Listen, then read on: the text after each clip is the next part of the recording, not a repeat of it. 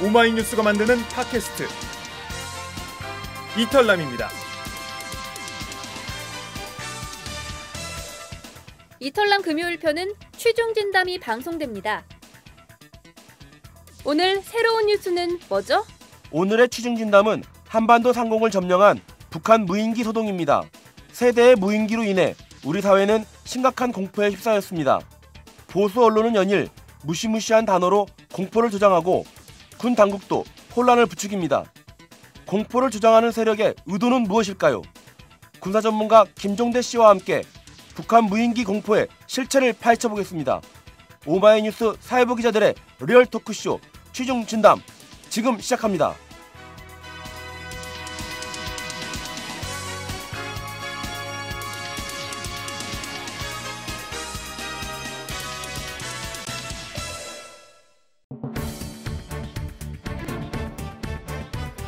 한 주간 여러분의 궁금증을 불러일으킨 사회 이슈의 숨은 이야기들을 속 시원하게 설명해드립니다. 오마이뉴스 사회부 기자들의 리얼 토크쇼 취중 진담.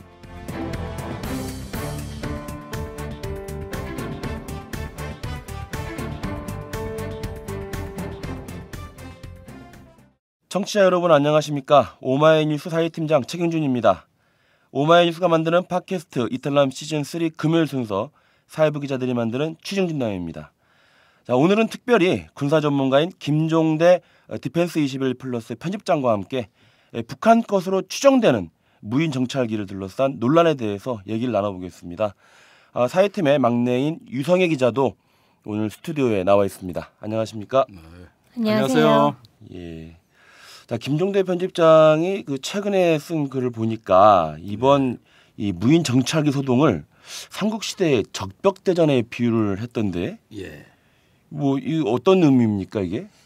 그러니까 이게 3월 31일 날 우리가 그 서북 해역에서 북한이 이제 300발을 포를 쏘고, 그렇죠. 우리도 대응 사격을 또 그만큼 했어요. 네. 그날 또 하필이면 무인기가 발견됐습니다. 네. 이게 막 물려 들어가요. 그래서 제가 가만히 이 남북 대치 양상을 보니까. 네. 이것은 조조와 유비의 군대가 적벽대전에서 싸운 양상과 매우 유사하다.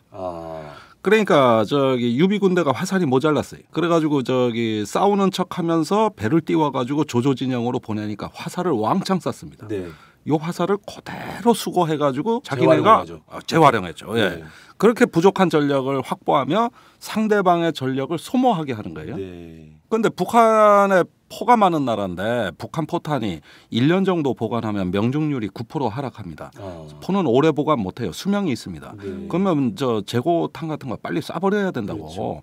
그런데 바다에다 쏘는 걸 우리는 또 포탄 값이 비싸요. 우리 거는. 그렇죠. 신형이고. 예. 그런데 전만침 쐈으니 곱하기 3배를 쏘라고 교전 수칙에 나와 있거든요. 네. 그러니까 그 북에서 쏜 그 바다에다 우리도 300발을 쐈다고 해요. 그게 교전 수칙에 나와 있는 거예요? 곱하기 무조건 3이에요. 이걸 비례성의 원칙이라 그래요. 네. 그런데 그게 뭐 몇 발인지 넘어오는 걸 세봤냐고. 네. 대충 쏘는 거지. 그래서 우리가 300발을 쏘고 거꾸로 저쪽에 100발 쐈다고 나중에는 그냥 우겨버리면 되는 거예요. 네. 그 뭐 누가 센 사람 없어요. 예. 그런데 물고기가 뭔 죄가 있냐고. 바다에다 포탄을 왜 쑤셔박아? 네. 그 비싼 포탄을 한 4억 원 들었어요. 4억 원이요? 네. 예. 우리 4억 원 바다에 수장시켰어요. 네. 그 연평도에 6문밖에 포가 없습니다. 예. 그 숫자 맞춰내느라고 아마 거기 해병대원들 죽어놨다고. 그럼 왜 이 짓을 합니까? 형식주의입니다. 비례성의 원칙이라는. 그거를 북한이 알고 있어요. 예. 그러니까 우리 전력을 허비하고 소모하게 되는 건데 그냥 현장 지휘관이 판단에 합리적으로 대응하면 되는 거거든요. 네네. 근데 다음날 조선일보에 3배 쌌다는 기사가 나가야 된다고. 그렇죠. 그러면 조선일보가 아무 써줘야. 죄 없는 물고기 배 터지게 거기다가 왜 쏘냐고 어장에다가. 이런 게 바로 제가 보기에는 북한의 계책이 있고 우리는 거기에 전력을 허비하는 조조 군대가 됐다. 네. 예, 이런 게 제가 가장 안타까운 개탄하는 대목입니다. 그런 그 삼국시대의 적벽대전 양상이 네. 이번 이 무인 항공기 네. 의 논란과 연결된다는 말씀이신가요? 연결되죠. 그 뭡니까 카메라 달린 거, 그 소형 무인기 넘어왔다고. 네. 지금 며칠째 난립니까? 네. 예, 저는 지난주에 중국가 있는데 거기서부터 뉴스들은 아마 귀국했을 때면 이제 지나갔을 거야. 이래 생각을 했어요 속으로. 네, 네. 웬걸? 귀국해 보니까 더 커져서 이거는 매일매일 특종이고 매일매일 그냥 뭐 이 무인기 때문에 대한민국이 멸망하는 시나리오가 몇 개가 나왔어요. 어떤 상상력의 공장에서 대한민국 파멸의 시나리오가 매일 대량 생산됩니다. 폭탄 뭐 탄도 달고 다닐 수 있다고 하고 탄도 달고 원자력 발전소도 때리고 청와대에 돌진하는 자폭기가 되고 아니 뭐 이 무인기로 안 되는 게 없대? 네, 그러니까요. 생화학 무기나 핵탄도 장착할 수도 있다라는 얘기가 보수 언론에 막 나오기 시작하면서 이제 공포가 조성되고 있는 건데 말씀하신 대로 이 그 무인 항공기의 논란이 굉장히 소모적인 거다 사실은. 뭐 자세한 얘기는 또 뒤에 가서 또 하겠지만 자 근데 이 소모적이다라는 얘기를 하기 전에 우리가 짚고 넘어갈 문제가 있습니다. 이 무인기가 북한의 것이다가 아니라 북한의 것으로 추정이 된다라는 겁니다. 네. 예. 편집장께서는 북한의 것이라고 확신하십니까? 아니면 다른 의견이 있으십니까? 아, 저 확신 못해요. 예. 확신 못하는데 제가 일단 눈으로 못 봤어요. 그다음에 북한 거라는 결정적 증거가 아직 없어요. 네. 그런데 우리가 북한죄로 추정을 할 만한 이유는 북한이 이런 정찰기를 운용했다는 게 하등의 이상한 일이 아니기 때문에 그런 겁니다. 네. 지금 한국은 미국의 군사 위성도 활용하고 있죠. 또 이제 글로벌 호크라고 최첨단 세계에서 가장 성능이 뛰어난 고고도 무인 정찰기를 도입하고 있고요. 그다음에 저 금강백두라는 정찰기를 이미 운용하고 있고요. 조기경보 통제기란 피스-I를 운용하고 있는 나라입니다. 세계 강력한 정보 강국이에요. 반면에 북한 수단이 뭐 있습니까? 그러니까 볼 수 있는 수단이 없으니까 워낙 이런 부분에서 밀리는 북한이 이런 정찰기를 운영한다. 이건 하등에 이상할 게 없는 거예요. 그러면 그럴 수도 있는 겁니다. 그런데 이런 정찰기가 북한죄라고 우리가 추정하는데 사실은 두 가지 의문을 전 제기합니다. 첫째는 이게 떨어져서 민간인한테 발견된 게 세대라면 굉장히 많은 숫자를 운용했을 것이다. 또 활동량이 많았을 것이다. 제가 보기엔 작년 9월 10월이 절정에 달했던 걸로 보여져요. 그런데 우리 전방에 깔려 있는 30만의 육군 병력 또 도서 지역에 있는 해병대 이 많은 어떤 그 군병력이 발견한 게 한 건도 없습니다. 세대가 다 모두 민간인이 발견한 거죠. 민간인이 발견했으니까. 그러면은 이상하죠? 전방에 제일 많은 건 군인인데 그동안에 이런 징후를 전혀 몰랐다. 뭔가 제가 알기로는 저도 이걸 취재 중에 있습니다마는 이제 이 무인기 사건이 터지니까 이제서야 사실은 징후가 있었다. 사실은 봤다. 사실은 보고했다. 이런 얘기가 이제 군에서 나오고 있고 군대에서 이제 이게 군사 지휘부를 아주 난처하게 하는 얘기들인데 언제 보고했냐. 언제 그런 게 있다 그랬냐 해가지고 지금 자중질환이 심하다는 얘기를 듣고 있습니다. 저는. 현재 지금 군에서는 이게 의문이에요. 어떻게 이렇게 감쪽같이 모를 수 있었냐. 두 번째는 더 이상한 건 북한인데 툭툭 떨어져요. 그러면 그 이런 정찰기는 적국의 손에 넘어가서는 안 되는 장비입니다. 그렇죠. 자기의 능력이 드러난다고. 조잡하면 조잡한 대로 그것이 드러나면 안 됩니다. 그렇다면 툭툭 떨어지면 그 고장의 원인, 단점을 보완하기 전까지는 동일기종의 운행을 중지시켰다가 어느 정도 보완한 다음에 추가 작전에 투입을 하는 게 정상적인 군대인데 어떻게 된 게 떨어지는 걸 뻔히 알면서 계속 날려보냈다? 난 이런 군대 아직 본 적 없어요. 그 북한의 무인기가 남아돌아서 좀 몇 대를 남쪽에 주자. 우리 슬쩍슬쩍 보여주자.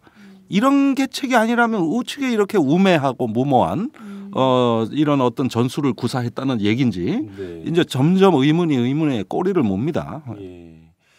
자, 북한의 것으로 추정되어지는 이 무인기가 자세히 들여다보면 북한의 것이라고 확정 지을 수도 없는 상황이고 군으로서는 굉장히 지금 내부 아까 말씀하신 대로 지금 공개되어지지 않은 얘기인데 내부에서는 이제 와서 뭐 과거에도 있었다라는 식의 그런 보고가 올라오면서 약간 자중질환의 양상이 보여지고 있고 만일 이것이 북한의 것이라고 한다면 이제 뒷부분 다시 얘기하겠지만 이 무인 항공기를 통해서 어떤 남한의 정보를 얻는 것이 아니라 그 목적이 남한군의 자중질환, 혼란 이런 것이 아니었는가라고 하는 의심할 수 있죠. 그것도 의심해볼 예, 의심해볼 수 있을 것 같습니다. 이야, 참 아주 놀라운 지략입니다. 그러니까 지금 아까 말씀하셨지만은 북한의 제갈공명이 있는 것 아닌가. 그렇게 되면 박근혜 대통령은 조조가 되는 건가요? 조조가 되는 거죠. 안타까운 일입니다. 안타까운 일입니다. 그렇게 되면 안 되는데. 자, 다시 얘기를 또 돌아와서 또 그 페북에 올린 글을 보니까 공포를 부추기는 여론 앞에 합리적인 국방 정책이 설 자리가 없다라고 네. 지적을 했습니다. 네. 자, 무인기 발견 이후에 기자들로부터 엄청나게 많은 전화를 받았을 것 같은데 예. 현재 언론의 보도 태도는 어떻게 좀 평가하십니까? 아주 개탄을 금할 수 없습니다. 예. 예, 참 이렇게 언론이 가서는 안 되죠. 왜냐? 어떤 부분? 대부분의 질문이 예. 이 무인기가 위협이냐 아니냐 이걸 묻습니다. 이건 아. 보수 진보 따로 없어요. 북한의 무인기가 발견됐는데 위협적입니까 아닙니까? 위협적입니까 아닙니까? 이렇게 묻는데 군사적 관점에서 보면 사실은 북한에 존재하는 모든 것이 위협이에요. 심지어 돌멩이 하나, 몽둥이 하나가 얼마나 치명적인 위협인지 아십니까? 육박전 벌어졌을 때 그렇죠. 그게 제일 무섭다고. 예. 군사적 관점에서는 적국의 영토 자원 인구가 다 그 위협이에요. 존재 자체입니다. 네. 이렇게 해서는 안보를 우리가 기획할 수 없죠. 전략을 짤 수가 없고 정책을 수립 못합니다. 이 무인기는 어떤 면에서는 위협이 당연한 거예요. 네. 그런데 다른 무엇과 비교해서 얼마나 위협적이냐. 네. 이렇게 해야 우리가 그 상대적인 가치를 평가해 가지고 또 국방 정책의 우선순위를 설정하고 또 우리가 대비를 할 수 있는데 다른 거 다 제끼고 무인기 하나만 똑 떼서 이것이 위협입니까 아닙니까? 이것처럼 어리석은 질문이 어디 있어요. 그렇게 되면 숨이 턱 막혀요. 위협이 아니라고 말할 수는 없잖아요. 그렇죠. 위협은 위협이니까. 위협은 위협이니까. 그런데 달 수 있는 무장 탑재량이 불과 2-3kg입니다. 네. 그런데 북한의 장사정포나 미사일은 수백 킬로그램을 답니다. 네. 날라오는 속도도 1-2분이면 와서 때립니다. 네. 그런데 이 무인기는 천천히 날라와 가지고 하세월입니다. 네. 그러면은 우리가 대비해야 될 더 치명적이고 공격적인 무기가 뻔히 있는데 그것에 비해서는 그다지 위협적이라고 보지 않는다. 이건 합리적인 판단이고 상식이에요. 그렇죠. 그런데 지금 어떻게 돌아가느냐? 그런 걸 다 제하고 이것만 물으니까 네. 그러니까 국방부도 심지어 거기에 끌려가 가지고 예. 이제는 이것만 대비해야 되는 걸로 온통 무인기 연구만 하고 토론만 하고 있다 이게요. 돈을 여기다 쓴다는 거예요. 네. 예비비를 끌어들여서 긴급히 투입하겠다는 겁니다. 자, 그렇다면 북한으로서는 큰 전략적 이점을 확보하게 됩니다. 네. 예, 저렇게 혼란이고 동네 축구 마냥 우우 몰려다니는데 뭐 그런 거 아닙니까? 왼쪽이 뚫리면 11명 선수가 다 왼쪽으로 몰려가.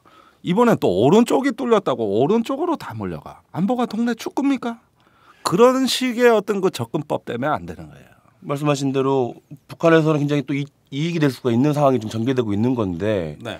그럼 도대체 그 여러 위협 아까 말한 장사정포라든가 이런 위협과 비교해서 상대적으로 어느 만큼 위협이냐라고 물어보지 않고 네. 왜 상식적으로 물어보지 않고 그러면 다 생략된 채 예. 그냥 북한은 게 위협입니까 아니냐고 물어보는 그런 그것이 현상이 바로 바로 거죠. 예, 이성의 내가 아니라 감성의 내로 안보를 하기 때문이죠. 네. 이 감성이란 건 뭡니까? 공포, 불안, 두려움 네. 이런 것들이 이제 형성이 돼서 그 기반에서 안보 담론을 풀어가다 보니까 다른 건 눈에 배지가 않는 거예요. 네. 나중에 북한이 풍선 날려보내면 풍선 때문에 또 난리 날 겁니다. 그렇죠. 예, 그러니까 이게 무슨 얘기냐면은 인간이 어떤 안보라는 거 안전을 추구한다고 할 때는 위협의 서열을 평가해서 우리가 종합적인 어떤 그 대책 속에서 가는 것이지 한쪽으로 이렇게 쏠릴 수 있는 거는 대부분 불안하기 때문입니다. 네. 공포가 조장됐기 때문이에요. 그럼 공포가 대량 생산되는 겁니다. 이것이 또 그 즉시 소비됩니다. 네. 왜? 보수 언론과 종편이 있기 때문에. 그랬을 때 이제 우리가 정상적인 안보에 대해 생각할 수 있는 사람이 과연 몇 명이나 되겠습니까? 일단은 주어진 공포에 끌려가게 돼 있는 거죠. 빨리 이성과 합리성으로 되돌아오셔야 됩니다. 그런 불안과 공포, 혼란 네. 이런 것을 조장하고 있다. 어떤 세력이 네. 라는 말씀인데 네. 어떤 세력이고 그것이 의도하는 건 뭐죠? 자, 우리는 지금 북한이라는 어떤 군사적으로는 물론 적국이지만은 네. 동시에 내부에 이 불안과 공포를 대량 생산해서 확산하고 이것을 소비시키는 네. 이런 세력이 그 못지않은 어떤 안보에 위해를 가하고 있다는 걸 알아야 됩니다. 눈만 뜨면은 생화학 무기가 무인기에 실려서 뭐 날아다닐 것처럼 네. 원자력 발전소를 공격할 것처럼 네. 뭐 그것도 아니면 청와대와 정부종합청사를 향해 자폭하는 뭐 네. 이런 어떤 공격 무기가 되는 것처럼 심지어 계룡대와 평택의 미군 기지도 때린다는 거예요. 네. 그러면 까꾸로 모를 때 무인기로 못하는 게 뭐야 도대체? 예. 예. 이걸로 도대체 못하는 게 뭐고, 둘째 북한에 날아다니는 것 중에 그럼 그것이 안 되는 게 뭐가 있어요. 그렇게 따지면 제일 북한에 위협적인 건 여객기예요. 왜냐? 여객기라고 우리가 민항기라고 안심하고 있는 틈에 유유히 날아와서 9.11 테러 때처럼 어디 강남의 고층 빌딩에 들이받는다든가 거기에 대량 살상 무기 싣고 와서 서울 상공에 뿌려버린다든가 이러면 이건 위협 아닙니까? 이것도 위협 아닙니까? 도대체 이것이 걷잡을 수 없이 그 공포가 확장됨으로써 어떤 우리 사고의 이제 합리성을 잃어버리는 단계가 되는 거죠. 대부분 그 불이 났을 때 창가에 가서 불이야 하고 밖에 그 구조를 요청하는 사람들의 선택을 보면 그 옆에 어딘가엔 출구가 있거든요. 정신 바싹 차려야 됩니다. 그런데 대부분 그 통로를 못 찾아낸다고. 그 극단적 긴장과 공포에서 맥박이 빨라지고 가슴이 뛸 때 사람이 과연 합리적인 경로를 찾는 사람이 몇이나 되겠습니까? 이걸 전문가들이 알려주고 가이드를 해줘야 되는데 지금 정부부터가 앞장을 서버리니 이게 무슨 심각한 위협이라고 앞장을 서버리니 이제는 그 공포가 이제는 통제 불능의 양상으로 가면서 자기 파괴적인 양상까지 갖고 있다. 안보에 대한 어떤 그 상당히 파괴적인 양상까지 갖고 있다. 공포라는 것도 결국은 이 무인 항공기가 북한의 것이라는 가정하에 진행이 되는 거잖아요. 물론입니다. 그러니까 이 무인기의 공포는 또 다른 점이 있어요. 옛날에 아프간 전쟁이나 이라크 전쟁에서 무인기 오폭 사고가 많았어요. 그런데 사실은 오폭이나 오인 사격은 유인기 어떤 그 사람이 하는 경우가 더 많거든요. 그런 횟수가 더 무인기가 적음에도 불구하고 왜 공포를 줬느냐? 저 비행기는 인간성이 없잖아. 저 비행기는 로봇이잖아요. 어떤 사려 깊지 못하잖아요. 이것이 총을 잘못 쏜다. 이것이 엉뚱한 데 가서 터진다 하는 이게 또 인간한테 특별한 공포를 주기 때문에 이것이 국제적으로 종종 논란이 됩니다. 정치적으로 더 커집니다. 그러면 못 보던 위협이기 때문에 지금 이 날린 거예요. 이것이 기존에 우리가 알던 위협보다 위협적이지 않음에도 불구하고 못 보던 게 날라왔네? 요거를 요렇게 상상력을 한번 구사해서 이리 맞춰보고 저리 맞춰보니 이렇게 끔찍한 무기가 되네? 얼마나 그 종편의 기사거리가 좋습니까? 그래서 아마도 김정은 제1비서가 남측 언론에 관심이 많다 그러시더만 우리 보수 언론에 기사거리가 없을까 봐 이렇게 하나 툭 던져주니까 이걸로 온갖 수십 개의 대한민국 파멸의 시나리오가 다 나오는 어떤 공포의 확산의 메커니즘이 그때부터 작동이 되는데 그렇게 따지는 거는 실제 존재하는 위협이라기보다는 우리의 감성의 산물, 즉 만들어진 공포죠. 자, 안보 위협을 과소평가해도 안 되겠지만은 그걸 너무나 부풀려서 과장하는 것 이것이 문제가 있다라는 이제 지적인 건데요. 자, 그래서 그럼 지적을 반영해서 질문을 다시 해보겠습니다. 정확한 질문으로. 자, 우리 군 당국이 강조하고 있는 북한 특수전부대의 위협, 아까 말한 장사정포, 또 뭐 핵무기, 미사일 이런 여러 위협에 비해서 이 무인 항공기, 무인 정찰기 이것은 어느 정도의 위협이 되는 겁니까? 이건 말 그대로 무인 정찰기 아닙니까? 제대로 회수도 못하고 툭툭 떨어지고 어떻게 보면은 이런 어떤 그 거명하신 위협들에 비해서는 사실은 우선순위가 제일 떨어진다고 볼 수 있겠죠. 물론 언젠가 미래에는 이것이 역으로 가장 치명적인 위협으로 부각될 가능성에 대해서는 우리가 예의주시해야 되고 분명히 대비해야 됩니다. 그런데 지금은 어느 정도 시간적 여유가 있다는 게 제 판단이에요. 그것이 그 파주에서 발견됐다는 걸 제가 언론에 처음 접하고 야 어떻게 무인기에 관심을 가진 지 20년이 된 나라가 수준이 저거밖에 안 되냐. 야 우리 안보 그렇게 저 지금 흔들린 거 있는 거 아니다. 우리 저거 대비할 시간 충분하다. 오히려 전 까꾸로 안심을 했다니까. 북한의 낮은 수준의 지금 군사 그 수준을 확인했다고 볼 수 있는 거잖아요. 그렇죠. 오히려 안심했어요. 근데 거꾸로 되는데 최근에 이제 이러다가 이거 약발 떨어지면 다른 주제로 옮겨갑니다. 언론은. 특수부대 2007년에 8만 명이라 그랬는데 지금 20만 명이에요. 자고 일어나면 몇만 명씩 늘어요. 미사일 또 새로운 거 나올 거예요. 이런 식으로 최근에 그 떠벌린 게 마치 이런 뉴스를 다 종합하면 요 몇 년 사이에 한반도 북단에 없던 국가가 새로 생긴 것 같습니다. 그것도 강대국이. 언론이 만들어내는 측면도 많다는 말씀이신 거죠? 문제는 북한이 우리한테 보여준 위협을 고지곳대로 그것을 갖다가 엄청난 어떤 그 치명성이 있는 위협인 것처럼 북한의 의도대로 그대로 보도를 했다는 겁니다. 특히 우리 보수 언론이. 즉 북한의 위협을 너무 신뢰해 주는 거예요. 고분고분하게 믿어주는 겁니다. 이게 상대방이 이렇게 잘 믿어주기 때문에 북한식도 안보가 되는 건데 남북한이 이런 게 잘 돼 있기 때문에 한반도에 신뢰 프로세스가 필요가 없다고. 박근혜 대통령이 강조한 신뢰 프로세스가 이것처럼 완벽한 신뢰가 구축돼 있는 게 없는데 너무 잘 믿어주는데 박근혜 대통령이 이러한 신뢰 관계를 말씀하셨던 건가? 그러니까 이런 신뢰는 잘하시면서 다른 신뢰가 안 되시니까 문제지. 한반도에 나는 세계에서 가장 완벽한 신뢰 프로세스. 그러니까 상대방의 위협은 무조건 믿어준다. 예. 무조건 위협이다. 그러니까 상대방이 조금만 협박을 해도 거의 기절한다. 예. 이런 것들을 오히려 충실하게 뒷받침해 줌으로써 남북한의 군사 대치가 서로에 대한 위협이 대단히 높은 신뢰성을 갖고 있다. 이게 조금 어려운 얘기지만은 잘 한번 좀 우리가 생각해 볼 여지가 있습니다. 예. 그 무인 항공기 이런 마음 봐가지고는 우리가 정말 그 대응하고 경계하고 해야 할 북한의 여러 큰 위협들에 비하면 사실은 미비하다.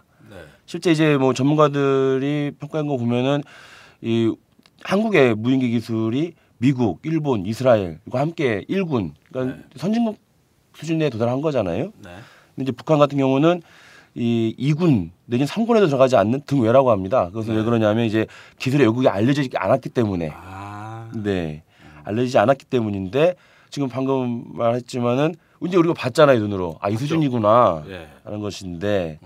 사실 뭐 이 정도 수준이면은 6년 전에 국내 우리 대학의 대학생들이 만든 그런 무인기 수준이라고 또 얘기를 하더라고요.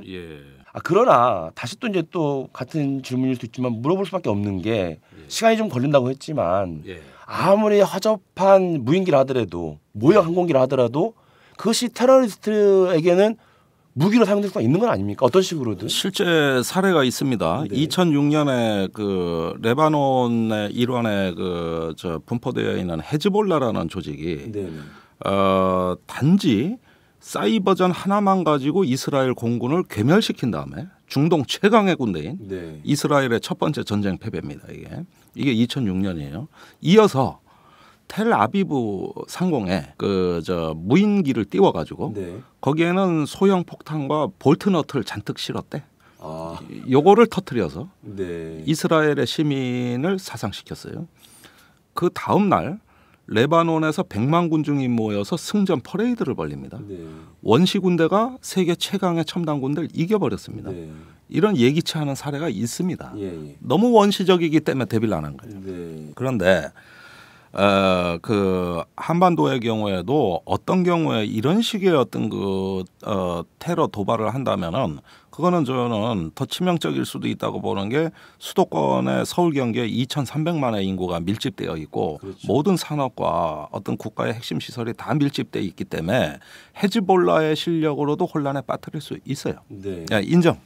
요거 인정. 테러리스트 손에 들어가면 그럴 수 있다. 자, 그런데 왜 이것이 한반도에선 합리성을 결여하고 있냐 하면은 이미 기존의 무기나 기존의 대치 상황으로도 북한은 얼마든지 남한의 위협과 공포를 자극할 수 있기 때문에 그것이 이미 임계 상황을 넘어왔기 때문에 무엇이 하나 더 추가됐을 때 그 한계 효용이 대단히 떨어진다.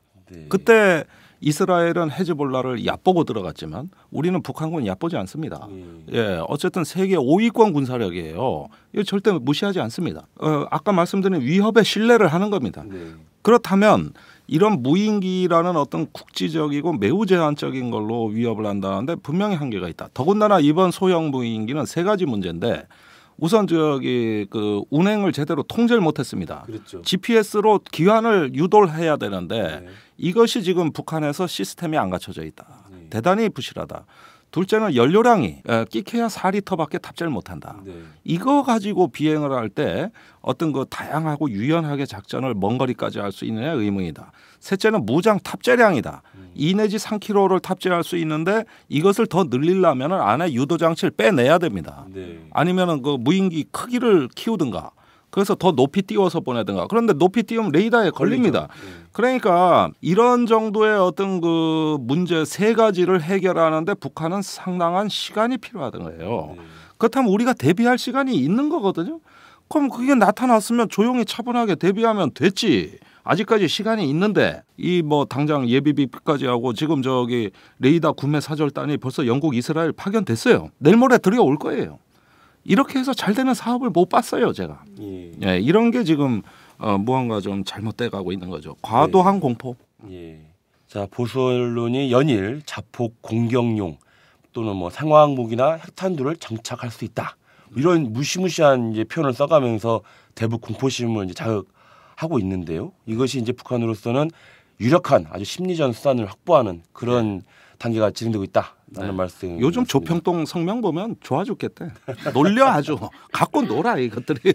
예, 오늘은 그 군사 전문가 김종대 편집장과 함께 북한 것으로 추정되어지는 이 무인 항공기에 대해서 얘기 나누고 있습니다. 여러분께서는 지금 이털남 시즌3 금요일 순서 사회부 기자들이 만드는 취중진담과 함께하고 계십니다. 우리 유성애 기자도 이번 무인항공기 논란에 대해서 취재를 한 적이 있는데 현재 그 다음 아고라라든가 뭐 페이스북, 트위터 이런 곳에서 네티즌들이 이번 그 무인항공기 관련돼서 여러 가지 갑론을박을 하고 있죠. 네. 분위기가 좀 어떻습니까? 사실 그 국방부에서 뭐 이렇게 시원한 얘기를 하지 않고 있고 또 정보가 제한돼 있다 보니까 온라인상에서는 되게 뭐 의혹이나 갖가지 추측이 많이 나오더라고요. 네, 그래요? 그러면 그 온라인상에서 어떤 의혹이 또 어떤 추측들이 있는지 일단 오늘 김종대 편집장과 함께 그 의혹에 대해서 좀 얘기를 해볼까요? 아직 풀리지 않은 의혹들에 대해서 직접 한번 대신 질문을 해보시죠. 사실 저도 제가 이제 이런 의혹들을 찾으면서도 궁금한 게 너무 많더라고요. 의혹도 있지만 저 기자로서도 되게 궁금한 게 많았는데 좀 사실상 가장 이상한 게 1000m가 넘는 곳에서 추락을 했는데 너무 멀쩡하다. 물론 이 기체 뭐 구성재나 이런 것이 이제 뭐 폴리카보네이트라고 해서 특수재긴 하지만 야산 중턱에 이제 1000m 넘는 곳에서 떨어졌는데도 너무 무사히 착륙을 했다.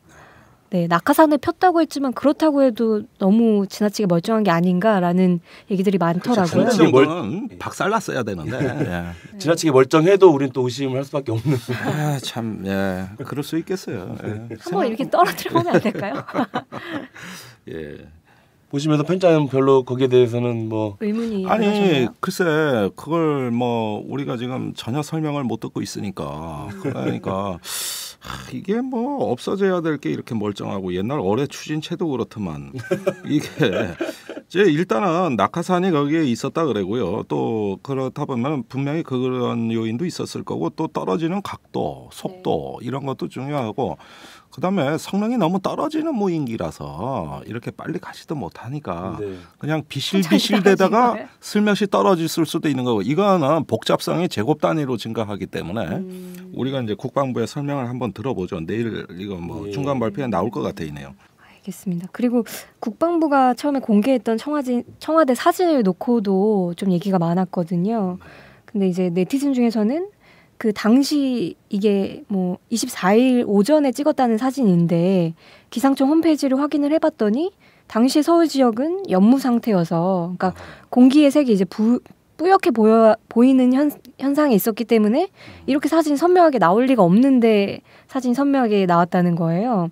그리고 예, 뭐 근정전 그림자 각을 보더라도 9시 22분에 찍은 사진이라고는 볼 수가 없다. 이런 것들은 어떻게 굉장히 좀 보실까요? 흥미있는 지적이네요. 예, 아마 이분은 저기 영상 전문가시거나 아니면 기상 항공관제 전문가가 아니신가 하는 생각이 드네요. 그런데 굉장히 흥미있는 지적입니다. 그렇다면은 이것이 이 채공 시간이 제한된 무인기였기 때문에 빨리 찍고 돌아갔어야 되는데 이게 시간이 안 맞는다는 거는 상당히 이제 북한제에 대한 어떤 의혹으로 이어질 수 있는 내용인데 이 부분도 이제 국방부에 이거 뭐 내일 출입 기자들이 좀 질문해줬으면 좋겠네. 예. 그리고 또 어떤 의혹이 있어요? 그리고 많은 의혹들이 있는데 이제 마지막으로 이제 배터리 문제가 있는데요. 실제로 뭐 사무국장님이라고 그러니까 김해 RC 연합회에 계신 뭐 한동균 사무국장님은 RC 연합회는 동호회죠 무인기. 네, 그렇긴 한데요. 그 배터리를 이런 배터리는 10분 정도 사용하면 방전되는 용량이다. 그러니까 이런 니카드 계열의 배터리로 한두 시간에 날아왔다는 거는 거의 불가능이다라고 설명을 하시거든요. 야, 이게 바로 집단지성이라고. 이렇게 다 지적이 나온다고 이게. 예. 아유, 아주 저는 감사합니다. 이런 의혹들을 보고 있으니까는 진짜 그 예전에 천안함 건이 생각이 나고요. 네. 예. 어떻습니까, 편장님은 이런 의혹들이 네티즌들 사이에서 이렇게 좀 그렇죠. 나오고 하는 것들 예, 좀 예. 보면서 어떤 생각이 드세요? 글쎄요. 이게 이제 우리 사회가 옛날 황우석 줄기세포 논란부터 시작해서 지금에 이르기까지 굉장한 집단지성을 형성하지 않았습니까? 네. 그 성과가 너무나 탁월하고 놀라워가지고 그 굉장히 어떤 그 잘 지적된 사항이라고 생각이 됩니다. 물론 이것도 의혹에 불과할 수 있어요. 우리가 뭐 어느 쪽이 사실이라고 얘기하기 전에 이런 부분들은 상당히 어떤 그 우리 군기관을 비롯해가지고 많은 전문가들이 좀 계속 좀 규명을 해주셨으면 하는 바람을 갖고 있습니다. 뭐 이것뿐이겠습니까? 네. 더 있겠죠. 사실 이런 의혹이나 추측들이 숱하게 제기가 되고 여전히 이 국민들 사이에 논란이 되고 있는 것은 이것을 명확하게 해소해줘야 하는 군 당국이 명확하지 못하기 때문이지 않겠습니까? 그렇죠. 저 이해할 수 없는 말 바꾸기 또 이해할 수 없는 어떤 어떤 당혹스러운 모습들. 도대체 저게 뭘까? 분명히 박 대통령한테 혼나고 나서 태도가 달라졌거든요. 지금 그 전까지는 아니었다고. 예. 대공용 의점 없다. 그렇죠. 뭐 위협 아니다. 이런 것 이제는 또 그런 말이 한 적이 없다고 또 국방부 대변인은 그러니까 더 혼란스럽더라고요. 말을 했는데 했으면 했다고 해야죠. 그러면서 지금까지 우물쭈물 그러면서 이제 그 여론의 눈치 보기 이런 것이 이제 왠지 국방부의 설명에 신뢰가 전혀 안 가다 보니까 이게 의혹은 점점 커집니다. 이게 바로 천안함 문제에서 우리가 정부에 가졌던 가장 큰 실망감입니다. 이런 사건만 터지면 우선 저기 자기들 면피할 것부터 먼저 찾는단 말이에요. 이게 빨리 국민들 의혹 해소해 주는데 빨리 좀 정부가 나와줘야 되는데 자기들 면피할 것만 찾다 보니까 그러니까 자꾸 우물쭈물하고 제때 설명 못하고 솔직하지 못하고 이런 거 아닌가 생각이 드네요. 관련해서 이제 혹시 뭐 잘 모르시는 분들 계실지 몰라서 간단하게 설명을 하면 처음에 파주에서 무인기가 발견됐을 때는 대공용의점이 없다라고 했다가 또 백령도에서 발견되자 그 그러니까 날짜의 북한식 표현이죠. 이것을 또 증거로 제시하면서 북한의 소행으로 추정된다. 또 방향을 틀었다가 또 이제 파주 무인기가 찍은 사진을 두고는 처음에는 특정 지역을 집중적으로 찍은 적이 없다라고 했다가 나중에는 또 뭐 청와대를 중심으로 집중적으로 촬영을 했다라고 했다가 이제 이게 방금 말한 대로 박근혜 대통령의 질책을 받고 나서 좀 입장이 바뀌어지는데 무인기가 발전하면 테러용으로 이용될 수가 있다. 이것도 이제 위기감을 또 고조시키죠. 이러다가 이제 또 그제 발표한 거 보니까는 뭐 무기로서는 크게 또 위협이 되지 않는다. 그렇지. 그것도 또 같은 날에 그 국방부 대변인 말 다르고 합참 작전부장 말 다르고. 네. 그래서 이렇게 갈지자행보 그러다가 10날 그러니까 어젠가요? 저기 오늘인가? 어젠가. 김관진 국방장관이 국회에서 이거는 군사적으로 심각한 도발이다. 도발이다 또. 네네네. 그러니까 대공 용의점이 없다부터 심각한 도발까지 이 스펙트럼의 차이는 말이죠. 이건 하늘과 땅이에요. 아주 극단과 극단이라고. 국방부에서도 자체적으로 뭔가 혼란스러운 상황인 것 같아요. 혼란스러운 상황이에요. 네, 그러니까 한 번도 겪어보지 못한. 제대로 설명 못하고 또 오히려 의혹만 가중시키고 있는 그런 상황인 것 같은데. 그렇습니다. 그러니까 북풍몰이를 하려면 제대로 하든가 이러다 선거 망치십니다. 제가 분명히 말씀드리는데 천안함 때 버벅거리다가 어떻게 됐습니까? 그러니까 이런 어떤 그 상황 자체에서 지금 제가 모르게 국방부가 왜 저 말을 못할까 이거에는 작년 9월 10월에 절정에 달한 무인기 활동에 대해서 어떻게 설명해야 될까 난감한 상황에 빠진 거예요. 단순히 이 세대의 문제가 아니라는 겁니다. 제 얘기는. 지금까지 이 무인기에 대해서 군 내부에 야전의 경계병 전투원들의 어떤 어떤 관측이 있었는지 지금 정군을 설문조사를 하든지 실태조사를 하든지 그래서 보고가 올라가는데 어느 단위에서 말아먹었는지 누가 무시했는지 사실은 이게 규명이 돼야 됩니다. 그러지 않는다면은 이 세 개 가지고 이러다가 나중에 또 뭔 증언이 나오면 그때는 또 어떻게 할 건지 이러다 보니까 국방을 하는 게 아니라 자기들 방을 한단 말이에요. 이게 지금 문제예요. 예. 이런 게 정치에도 영향을 미칠 수 있다고 보시는 거예요? 선거와도? 그거는 뭐 제가 조금 풍자적으로 한 얘기입니다만은 하도 우리가 이런 것에 어떤 피해 의식을 많이 갖는 이후 몇 년 사이에 이 안보 북풍 전국에서 이 어떤 종북 프레임까지 그냥 더 씌워지면서 하도 우리가 피해를 많이 입으니까 아니 안보에 무능한 건 정부인데 왜 꾸준 진보 쪽이나 야당 쪽이 저 책임이 그리로 전가가 돼. 나 이거 제일 환장하겠는데 제가 여기서 한 가지 이건 꼭 설명드리고 싶네요. 양치기 소년 우화 아실 겁니다. 네. 늑대가 나타났다고 소리칩니다. 그런데 처음에 동네 사람들이 속다가 나중에는 안 가니까 이게 어떻게 됩니까? 진짜 늑대가 왔을 때 비극이 발생했어요. 이게 뭐냐면 안보 논리를 남용했다가 다가오는 진짜 위험을 알아차리는 시야가 흐려진 겁니다. 그렇겠죠. 너무 남용하게 되니까. 그런데 지금의 양상은 이런 식의 어떤 그 안보적인 어떤 사건이 발생하고 나면 이 양치기 소년이 다시 나타나서 내가 그렇게 경고했는데 당신들이 나를 비웃고 늑대가 나타났는데도 안 도와줬다고 까꾸로 이 양치기 소년이 국민을 향해서 어떤 정치적 반대자를 향해서 네가 안 도와줬잖아 하고 이제 뒤집어 씌우는 거예요. 그러나 이 늑대를 못 막은 거는 양치기 소년의 문제 자체에 있는 겁니다. 정부에 있다는 말씀이신 거죠? 그렇죠. 그러니까 이 양치기 소년의 거짓말과 참거짓까지 구분을 해서 국민들이 도와줘야 된다는 얘기인데 이렇게 되면은 안보 자체를 논할 수 없는 거거든요. 자격이 아니거든요. 그러니까 지금 양상이 그런 양치기 소년의 자기 변명 또는 큰 소리치기 책임 뒤집어 씌우고 전가하기처럼 저는 보입니다. 제가 이제 이 자료를 하나 보니까 어제 그 블로그에서 본 자료인데 방금 뭐 얘기하신 그런 그 공포, 심리적 공포, 생산 유포가 됐을 때 어떤 사례가 있었는지 이런 얘기가 있네요. 뭐 1차 걸프전 당시에 이라크가 이스라엘 텔아비브에 30발 정도의 스커드 미사일을 발사했습니다. 네. 그러자 이들 미사일에 화학무기가 장착되어 있을 것이다 라는 소문이 돌죠. 네. 그 결과 미사일 공격에 의해서 직접 사망한 사람은 3-4명이 불과했는데 네. 심장마비와 방독면을 장시간 쓰고 있다가 질식으로 사망한 사람이 10명이었다고 합니다. 맞아요. 예, 네. 이게 참 이 안보 상업주의 이게 국가 안보에 얼마나 백해무익한 것인지. 그런데 사실은 그 문제는 우리도 마찬가지입니다만 이란 이라크 8년 전쟁도 미사일 몇 방으로 종결이 됐어요. 네. 그 긴 전쟁이 대공황이 일어난 거예요. 심리적으로. 그런데 우리가 지금 이 정부가 언론이 이래 공포를 조장한다는 문제에 얼마나 심각한 그 치명적인 어떤 그 해악이 있는가를 방금 말씀해 주신 거예요. 자, 전시에 대혼란이 벌어집니다. 작은 충격으로도 걷잡을 수 없는 혼란으로 이게 비화됩니다. 나비 효과가 일어나요.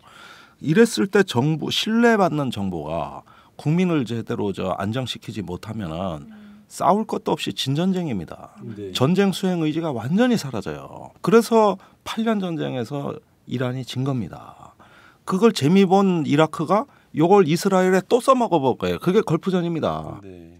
그러면 심리적으로 이미 패배했을 때는 다 어떤 이미 그 전쟁이 끝나 있었던 거죠. 그런데 우리가 지금까지 아마 북한이 쌓아놓은 어떤 무기 체계라는 건 제가 알기로 한 600종, 700종 되는 걸로 알고 있는데 그 축에 끼지도 못하는 이거 한 건으로 말이죠. 네. 이런 정도의 심리적 공포가 조성이 됐다는 것은 다른 문제가 발생했을 때 과연 얼마나 끔찍할까 하는 점에서 저는 모골이 송연합니다. 그것도 전시가 아니라 평시에 이런 정도라면 이 수도 서울의 어떤 그 안전 문제는 북한의 위협이 아니라 우리 내부의 심리적 공황으로 인해서 커질 가능성이 대단히 큽니다. 지금 이런 문제가 발생됐으면 국방부가 국민 앞에 나서서 국민 여러분, 우리가 모르던 위협이 나타났습니다만 보니까 수준이 이 정도밖에 안 됩니다. 군은 이거 차분하게 우리가 책임감을 갖고 잘 대비하겠습니다. 안심하십시오. 이렇게 나와야지. 여기에 생화학 무기를 달면은 뭐가 되고 이건 심각한 군사적 도발이고 그러면은 저는 거꾸로 물어요. 그럼 북한 쳐들어가서 뺏어오든가. 그거 심각한 위협이라는데 그럼 그렇게 하지도 못할 거면서 왜 공포를 조장하냐 이거예요. 예, 알겠습니다. 잘 들었습니다. 지금까지 이 북한 것으로 추정되는 이 무인기와 관련돼서 좀 풀리지 않는 의혹들 또 네티즌들의 반응 이런 것들을 좀 알아봤습니다. 오늘은 이 군사 전문가 김종대 편집장과 함께 무인 항공기에 대해서 얘기를 나누고 있습니다.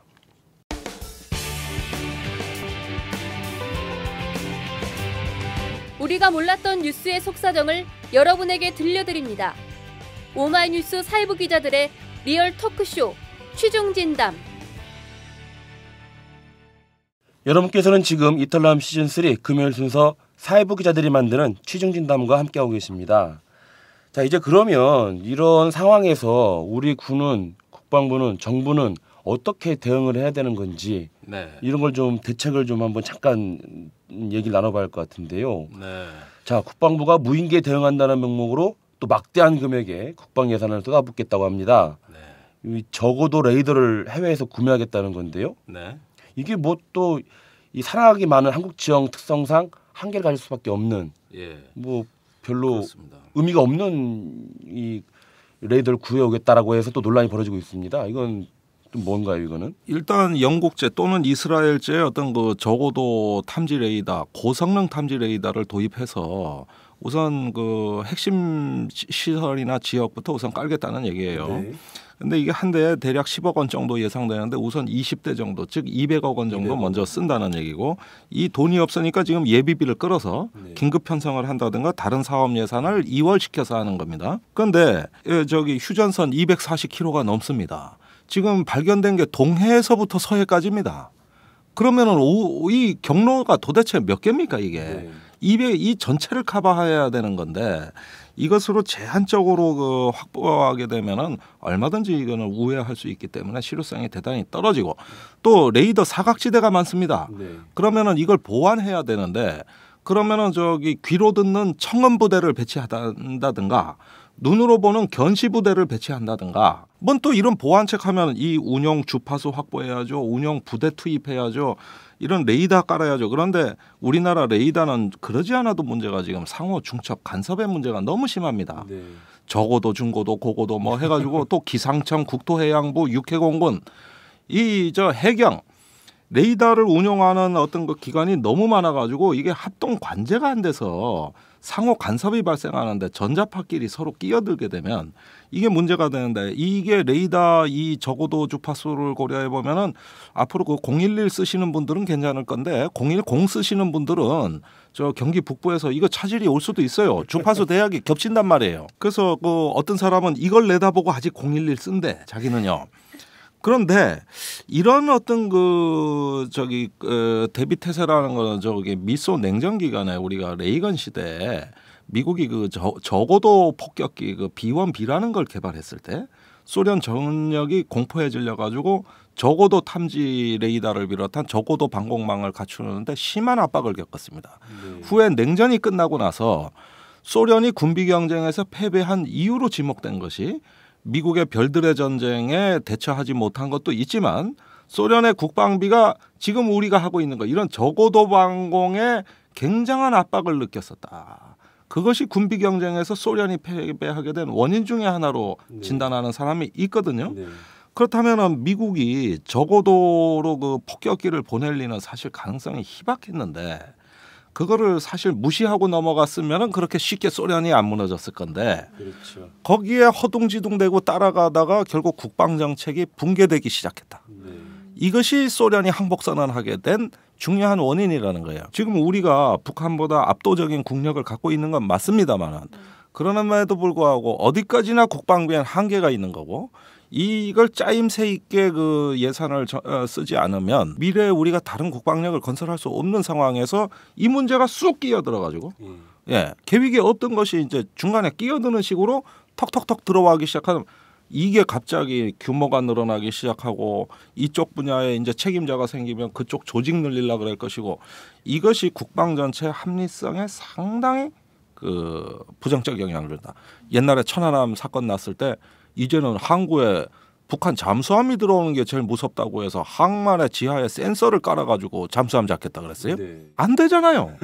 해보니까 또 연평도에 세계 최강의 무기를 배치하라는 이명박 대통령 지시로 연평도 포격 사건 이후에 가지고 갔는데 다연장포, 대포병 레이더 다 가지고 갔는데 문제는 좁쌀만한 섬에 갖다 놓을 데가 없어. 그래서 대포병 레이더는 민가에 갖다 놨고, 그다음에 저기 다연장포는 해안도로에 방치했어요. 네. 뭐든 깔아놓고 배치하면 다 안보가 된다고 그런 생각 좀 하면 안 됩니다. 지금 이 문제 마찬가지예요. 자, 북한에서 날려보낸 게 맞다면 이제 이 무인 항공기가 대략 전문가들 사이에서 한 3천만 원 미만의 아주 적은 비용을 만들었을 것이다라고 추정이 되고 있는데요. 그 적은 비용으로 한국 사회를 공포와 혼란에 빠뜨린 셈이고요.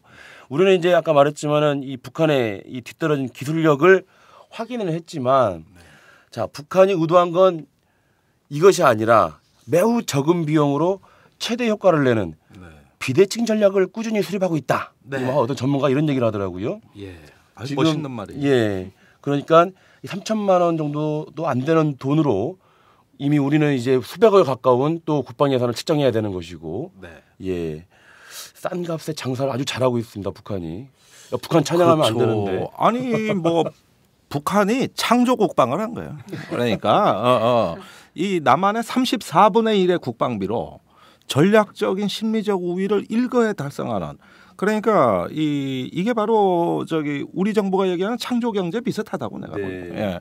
가치를 창출하잖아요. 그러니까 지금 그 보수 언론에서 얘기하는 얘기는 간단하게 집약하면 뭡니까? 북한이 그렇게 탁월하고 훌륭하고 위대한 국가 이거라는 걸 얘기하는 거야. 지금 우리한테 그걸 얘기하는 거 아닌가? 이게 종북의 원조가 바로 이거 같아요. 예. 뭐 시간이 많이 지나서 더 많은 말씀을 나누기 힘들 것 같고, 자, 북한의 이런 위협에 대해서 그러면 우리는 어떤 식으로 대비를 해야 되는 것인지 답을 좀 해주시고 가시죠. 근데 마지막으로 불편한 진실은 우리가 인정해야 되는 게 이런 생소한 무인기에 우리가 왜 이렇게 불안과 스트레스를 받아야 되느냐. 그건 한반도에 지금 전쟁의 양상이 근원적으로 바뀌고 있기 때문에요. 옛날의 안보 개념은 우리가 북한을 공격하고 정복하고 지배하는 비용보다 영토만 잘 방어하면 예, 훨씬 그게 더 값이 싸고 안보의 성공 확률이 높다고 본 겁니다. 이건 북한도 마찬가지였어요. 이걸 방어 우위 전략이라고 합니다. 그런데 이제 현대에 와가지고 값싼 무인기다, 로봇이다, 인터넷이다 이렇게 민간 기술을 저렴하게 군사화할 수 있다는 가능성이 느껴지기 시작하니까 이제는 어떤 그 앉아서 멀리 보내가지고 상대방을 공격할 수 있는 저렴한 방책이 마구마구 나오니까 이제는 방어 우위 전략이 아니라 공격 우위 전략으로 지금 한반도의 전쟁의 양상이 바뀌고 있는 겁니다. 남한이나 북한이나 여기에 스트레스를 느끼는 거예요. 예. 여기에 국가가 불안해진 겁니다. 그러니까 무인기에도 기절초풍하는 거거든요. 왜? 너무 싼 값에 큰 피해를 입는 이런 건 옛날에 없었거든. 여기서 주어진 어떤 스트레스는 한반도 전쟁의 근본 양상이 방어 우위에서 공격 우위로 넘어가고 있다. 그래서 상대방한테 서로 위협을 갈 수 있는 좋은 방책이 개발이 되고 손쉬워지니까 이것이 한반도의 군사적 대치의 위험성을 굉장히 고조시킵니다. 그 바뀌는 양상 자체도 위험할 수 있지 않나요? 그러니까 지금 이렇게 바뀌는 양상이 대단히 폭력적인 방식으로 군사적 긴장을 수반하면서 지금 가고 있기 때문에 우리가 이제껏 알고 있던 한반도의 군사적인 어떤 그 대치 양상하고 무언가 다른 패러다임으로 이동하고 있다는 걸 알아야 됩니다. 그래서 북한에서 나오는 2015년 통일대전론이나 아니면 김관진 장관이 얘기하는 능동적 억제 전략이라든가 이게 뭐냐면 앞으로 선제 공격을 선호한다. 방어의 이점보다는 선제 공격의 이점을 누리겠다. 공격자로서의 주도권을 갖겠다.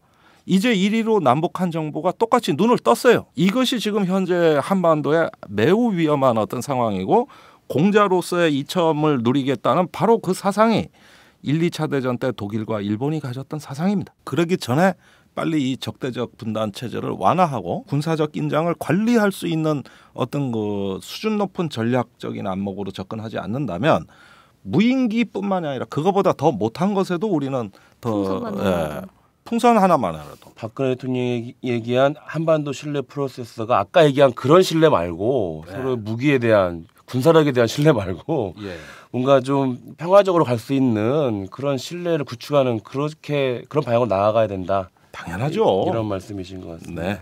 말씀 잘 들었습니다. 자, 지금 우리 사회를 짓누르는 무인기 공포는 지금 말씀드린 대로 상식 수준을 벗어나서 굉장히 과장된 측면이 있습니다. 안보 위협을 과소평가해서는 안 되겠습니다. 반대로 위협을 부풀리는 것 또한 올바른 대비책을 찾는 데 방해가 될 뿐입니다. 과장된 공포가 바로 안보에 위협인 셈이죠. 이 방송은 10일 목요일에 녹음됐습니다. 국방부가 11일 금요일에 무인기 관련 조사 결과를 발표한다고 합니다. 그 결과가 주목됩니다. 자, 청취자 여러분, 오늘 방송은 어떻게 들으셨습니까? 이 방송은 10만인 클럽 여러분의 후원으로 제작되고 있다는 거 여러분도 잘 알고 계시죠? 항상 감사드립니다. 참여 방법은 오마이뉴스 홈페이지에 접속하시거나 02-733-5505로 전화를 주신 후에 내선번호 274번을 누르시면 참여하실 수 있습니다. 이탈남 시즌3 금요일 순서 사회부 기자들의 리얼 토크쇼 취중진담 4월 둘째 주 방송을 이것으로 마쳐야 할 것 같습니다. 오늘 스튜디오까지 나와주신 김종대 편집장님 감사드리고요. 유성혜 기자도 수고했습니다. 지금까지 진행의 최경준, 제작의 김윤상이었습니다. 저희는 다음 주에 다시 찾아뵙겠습니다. 안녕히 계십시오.